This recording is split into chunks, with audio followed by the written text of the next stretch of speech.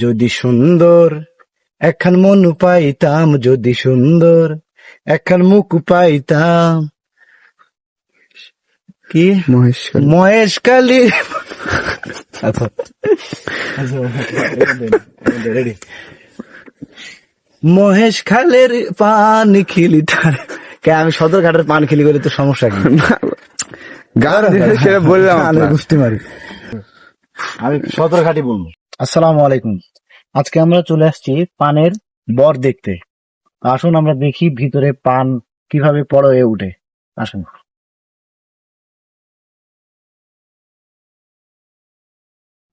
ভিতরে ঢুকেই দেখি পান পাতাগুলো সারিবদ্ধভাবে লাগানো। এই সেই পান, এই সেই পান।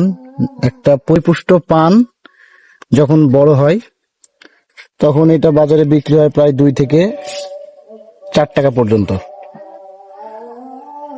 তাই তো? তারপর পানের গাছটা লাগানোর পরে এই যে পানের গাছটা যখন বড় হয় এভাবে লম্বা ভাবে, তো নিচের পাতাগুলো যখন বড় হয় ওগুলা ছিঁড়ে নেয়। নেওয়ার পরে যে ডালগুলো থাকে তো নিচে সেই ডালগুলো আবার পেঁচায় পেঁচায় রেখে দেয়।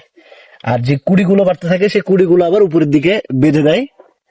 এটা আস্তে আস্তে বড় হয়। যখন এখান থেকে আবার যখন মানে পান ছিঁড়া হয়ে যাবে বড় পাতাগুলা, তখন এটা আবার খুলে নিচের দিকে এই ডালটা পেঁচাই দিবে। পরে আবার এখান থেকে এটা কি বলে হলে কুড়ি পর, এই যে পানের যে পর বা আগাছা, এটা আস্তে আস্তে বড় হইতে থাকে। এই সেই বিখ্যাত পান, যে পান নিয়ে অনেক গায়ক গান গাইছে। তো তার মধ্যে আমার একটা মনে পড়ে, যদি সুন্দর একখান মন পাইতাম, যদি সুন্দর একখান মুখ পাইতাম, সদর ঘাটের পান খিলি তার বানাই খাওয়াইতাম।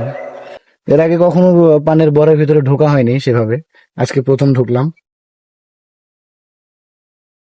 এটা পান নিলাম, পান পাতা। আজকে এই পর্যন্তই, আল্লাহ হাফেজ।